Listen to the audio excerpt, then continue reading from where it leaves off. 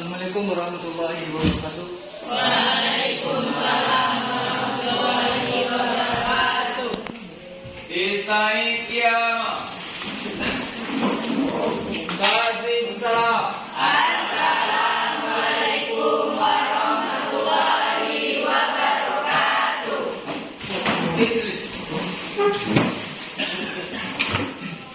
Baiklah, di sini Bapak yang akan mengajarnya untuk sementara waktu dikarenakan Ibu Anis sedang ada urusan keluar kota. Boleh kita langsung ke materi aja? Apa gimana? Hah? Kenalan nih. Kenalkan nama Bapak Irsad Al-Faza. Alamat di Semundam. Dah.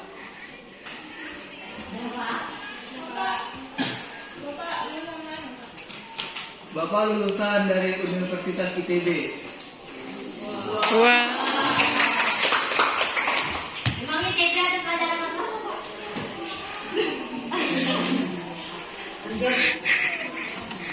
Baiklah, langsung saja ke materi. Jadi materi kita hari ini adalah Al-Hadis. Ya. Baiklah, Al-Hadis ialah sebelumnya ada yang sudah tahu pengertian Al-Hadis?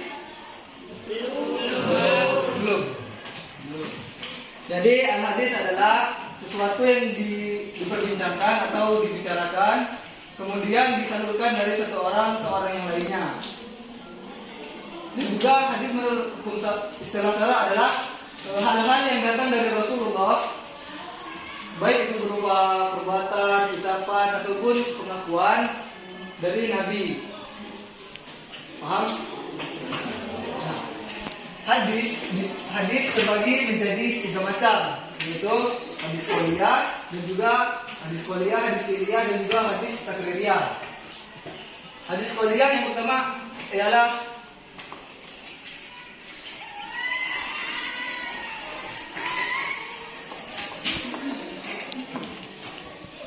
hadis qauliyah ialah hadis yang bentuk perkataan atau ucapan yang telah disampaikan oleh Nabi Muhammad SAW. Dalam artian sunnah tersebut berupa perkataan Nabi, berisi berbagai tuntunan dan juga petunjuk syara. Jadi hadis qauliyah ini berisi tentang perkataan ataupun ucapan Nabi.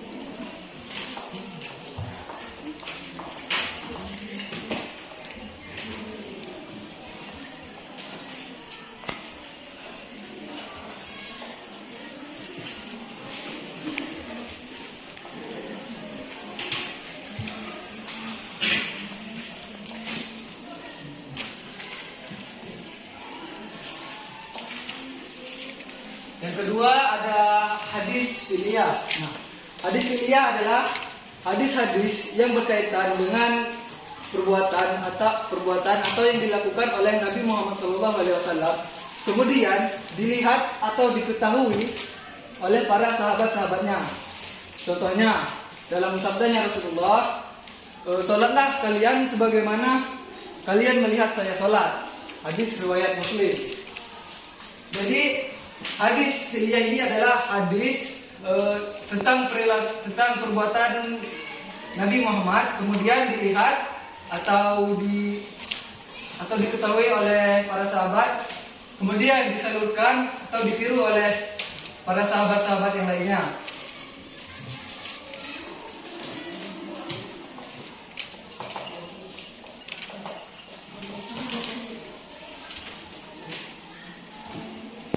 Mana yang tadi ya? Oh, sini.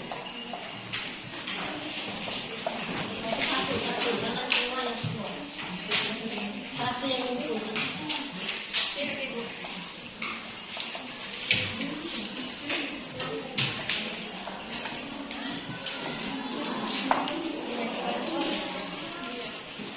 Nah, yang ketiga adalah hadis takririyah.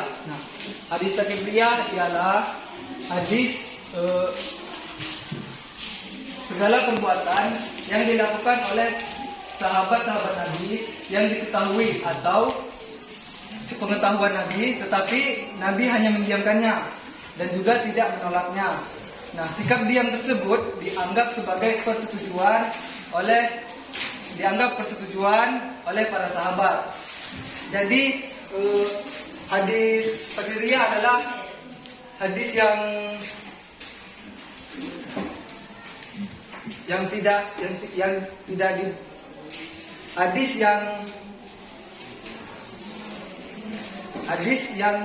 Rasulullah melarangnya, tetapi juga tidak diperbolehkannya. Maksudnya ialah di dalam sebuah kisah terdapat dua orang pemuda yang sedang melakukan perjalanan jauh. Nah, pemuda tersebut ketika ingin sholat, mereka tidak menemukan air. Jadi mereka hanya bertayamum. Selepas mereka sholat dan melanjutkan perjalanan, kemudian mereka menemukan air. Nah, di saat itu waktu sholat masih ada. Nah, salah satu dari seorang tersebut mengulang salatnya dengan cara berwudu. Mengulang salatnya dengan cara berwudu. Dan sedangkan orang pemuda yang satunya lagi tidak mengulang salatnya dengan cara berwudu atau tidak melakukan salat. Ketika pulang dari perjalanan yang jauh tersebut, mereka mendatangi Rasulullah dan menceritakan hal tersebut. Nah, jadi Rasulullah menjawab kepada orang yang tidak mengulang salatnya, yang hanya bertayamum tadi, salatmu sudah benar dengan sunnah-sunnahnya. Dan Rasulullah juga menjawab kepada pemuda yang telah mengulang salatnya tadi dengan cara berwudu. Dia menjawab, pahalamu terdapat dua padamu, yaitu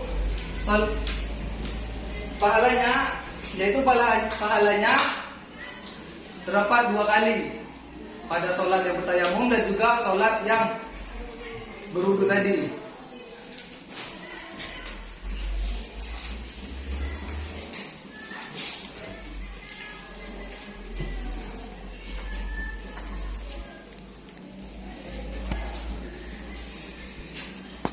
Sampai di sini ada yang ingin ditanyakan?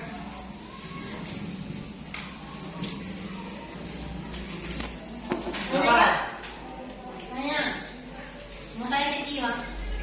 Ya, Siti. Mau nanya tentang takririyah tadi, saya belum paham, Pak. Bapak tadi bilang, jadi pada hakikatnya takririyah itu sebenarnya apa? Gini ya, Siti ya. Takririyah ini kayak seperti hal tersebut dilarang oleh Rasulullah, tetapi dia juga tidak hal tersebut diperbolehkan oleh Rasulullah, tetapi dia juga tidak melarangnya. Seperti itu. Bahasa yang paling mudah saya pahami apa? Takririyah.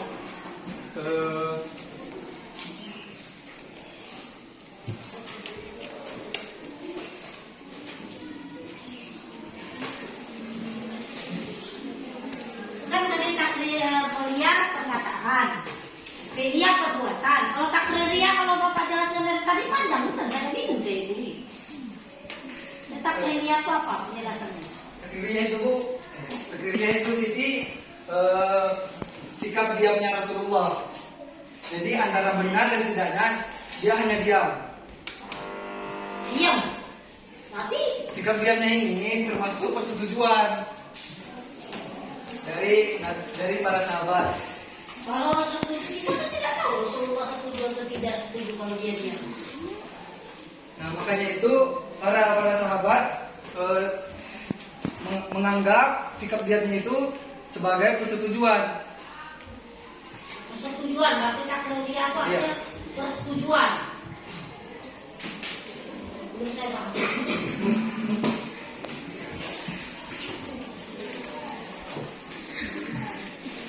Persetujuan. Bahasa lain dari persetujuan. Memperbolehkan, Datuk, mengizinkan, berarti jelas berarti kalau disetujui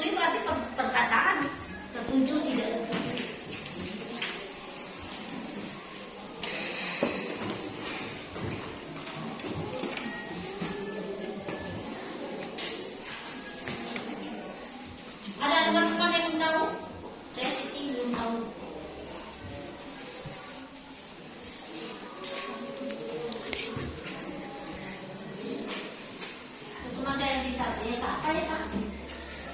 Mungkin kayak itu kak, Siti kayak mubah gitu ya? Bukan? Ada yang lain toh? Masa satu kelas kawan Siti kayak gitu?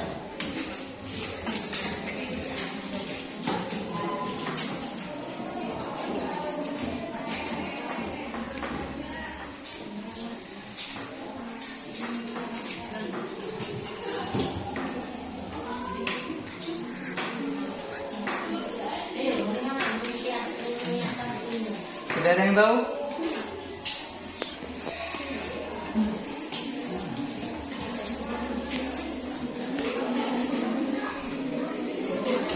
Biar kami masuk.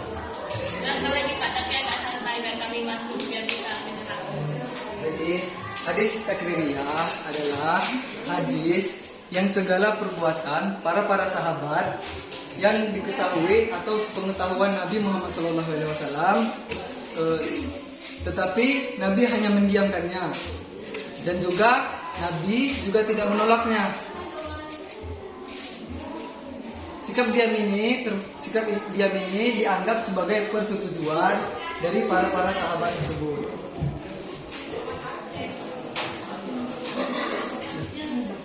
Sampai sini sudah paham?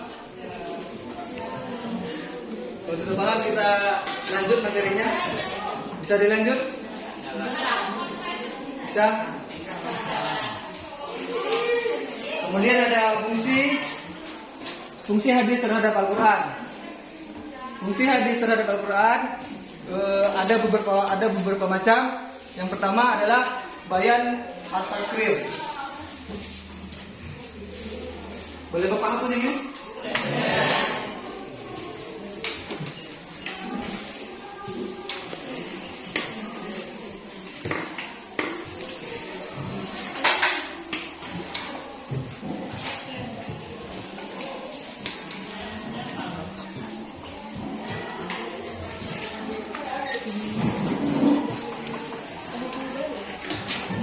Bayan at-takrir berfungsi sebagai memperjelas isi Al-Quran.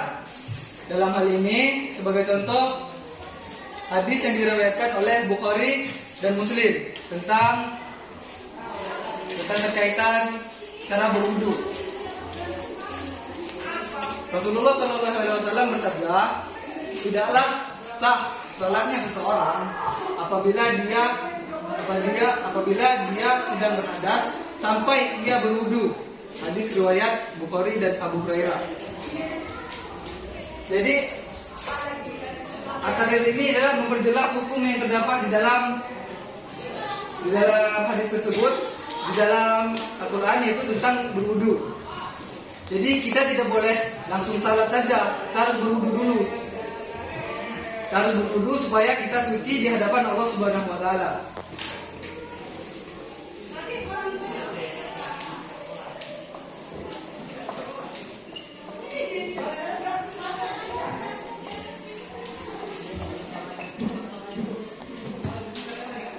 Yang kedua ada bayan at-tafsir.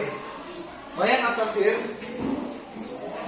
berfungsi sebagai memberikan tafsiran atau perincian kepada hukum yang terdapat di dalam Al-Quran, dan juga membatasi ayat-ayat yang masih bersifat mutlak.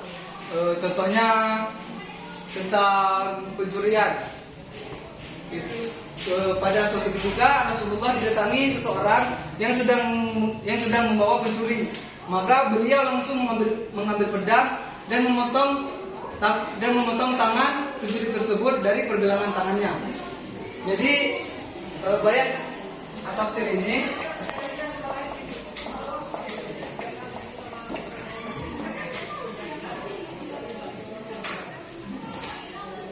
memberikan perincian terhadap hukum yang di dalam hukum tentang pencurian tadi, tentang potong tangan. Jadi maksudnya adalah ketika kamu mencuri ketahuan, maka kamu akan dipotong tangannya menurut rukun Islam. Misalnya kamu mencuri, kamu ingin tangan kamu dipotong sebelah mana? Sebelah kanan duluan. Kemudian kamu mencuri lagi, kamu akan dipotong tangannya sebelah kiri. Kemudian seterus begitu. Kemudian sampai kaki pun juga akan dipotong.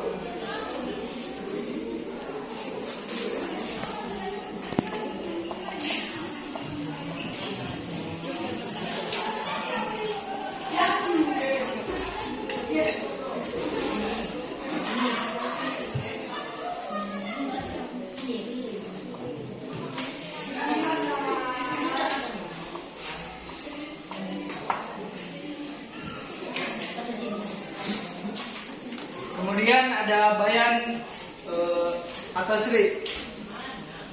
Bayan at-tasri' ini kita ambil contoh seperti zakat fitrah. Rasulullah SAW bersabda, Rasulullah telah mewajibkan membayar zakat fitrah kepada seluruh umat Islam yang ada di dunia, sebanyak 1 sak kurma atau 1 sak gandum, baik itu orang yang merdeka, hamba sahaya, baik itu laki-laki ataupun perempuan. Fungsi dari bayat atas ini adalah yaitu sebagai memperjelas hukum yang tidak ada di dalam Al-Quran. Contohnya zakat fitrah ini. Zakat fitrah tidak terdapat hukum yang ada di dalam Al-Quran, tetapi hadis menjelaskannya.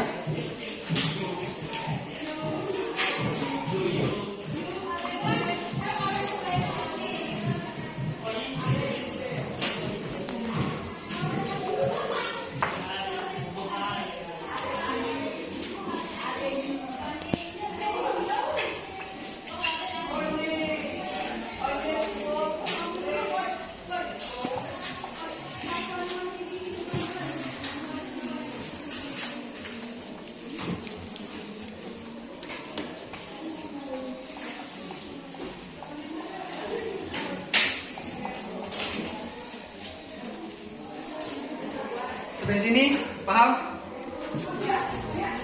Ada yang ingin ditanyakan lagi?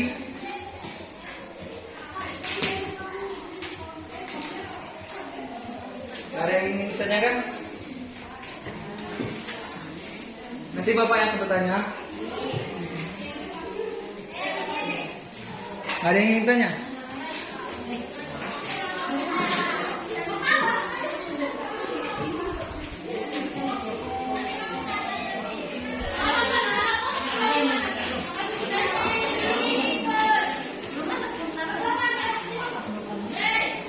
Ada yang ingin tanya?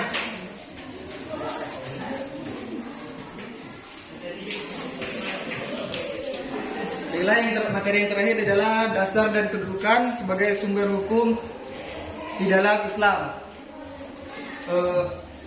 Jumhur ulama berpendapat bahwa dasar dan kedudukan sebagai sumber hukum di dalam Islam adalah Al-Quran dan hadis. Al-Quran adalah mukjizat. Al-Quran merupakan mukjizat Nabi Muhammad SAW sebagai pedoman umat manusia hingga akhir zaman.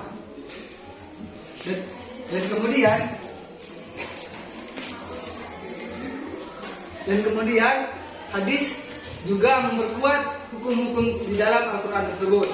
Nah, keterkaitan antara hadis dan Al-Quran ini yang membuat mereka menjadi sumber dasar hukum Islam.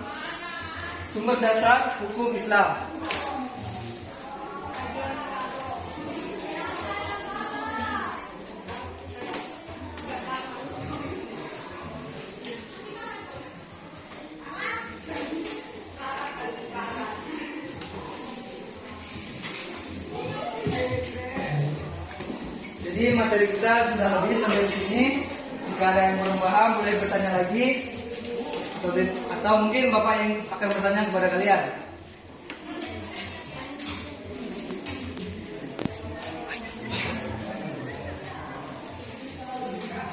Tidak ada?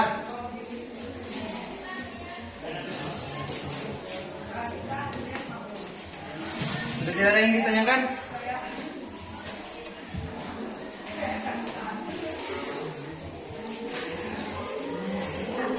Ya. Sebentar, nama kamu siapa? Sela. Tadi kan ada Bapak bilang kalau bahwasanya tidak sah sholatnya seseorang apabila tidak ada dasar dan berwudu. Lalu apa hukumnya yang bertayamum?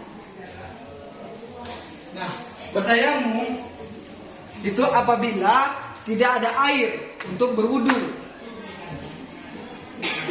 Bertayamum itu apabila tidak adanya air di suatu tempat tersebut untuk berwudu. Jadi boleh melakukan tayamum.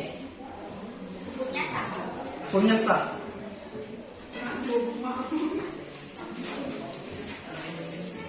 Sudah? Jadi karena waktu kita sudah habis, kesimpulannya ialah hadis adalah suatu perbuatan atau suatu perilaku yang datang dari Rasulullah SAW, baik itu berupa ucapan ataupun perkataan, pengakuan, yang kemudian memperkuat hukum yang ada di dalam Al-Quran sebagai pedoman hidup manusia. Dan juga Al-Quran adalah sebagai pedoman hidup manusia. Jadi hadis ini berfungsi untuk menguatkan atau menafsirkan isi-isi atau hukum-hukum yang terdapat di dalam Al-Quran. Jadi sampai di sini saja proses pembelajaran kita hari ini. Bapak akhiri. Assalamualaikum warahmatullahi wabarakatuh. Waalaikumsalam.